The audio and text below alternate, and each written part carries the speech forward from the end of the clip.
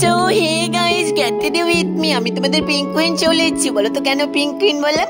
কারণ আজকে আমি যা পড়ছি সব পিঙ্ক পিঙ্কিয়ে কি মজা। তো চলো আজকে আমার দাদুর শ্রাদ্ধ অনুষ্ঠান, ওখানেই যাবো। তার জন্য ফার্স্ট আমি স্নান করেছি। তো ভাবলাম কি ড্রেস পরবো। আমার তো মনে পড়েছে আমি মেশোর থেকে খুব কম প্রাইসে একটা ড্রেস কিনেছি, ওই ড্রেসটাই পরে যাবো। তারপর দেখো ওখানে যাবো শ্রাদ্ধ অনুষ্ঠান, আইলাইনার মাস্কারা করবো না, এটা তো হতেই পারে না। তার জন্য আইলাইনার মাস্কারা করে নিয়েছি। অ্যান্ড আমি যেখানে যাই ওখানে তো লিপস্টিক পরি, তোমরা সবাই জানো। তো দেখো লিপস্টিক পরে নিয়েছি, লিপস্টিক করে আমাকে কত কিউট লাগছে গাইস।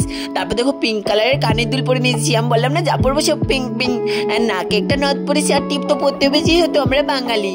তারপর দেখো গলায় একটা চেন পরেছি, চেন না পরলে কি হয় বলো। তারপর দেখো এখানে পিঙ্ক কালারের একটা ঘড়ি পরে নিয়েছি, কত কিউট লাগছে আমাকে। অ্যান্ড চুলে একটা খোপা করেছি।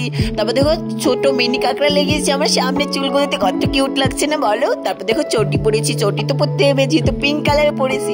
আর আমি ফটো তুলছিলাম পোজ দিয়ে দিয়ে, কত কিউট লাগছিল আমাকে বলো। তারপর দেখো এখানে পারফিউম তো ইউজ করতেই হবে বলো, যেহেতু আমি শ্রাদ্ধ অনুষ্ঠানে যাবো।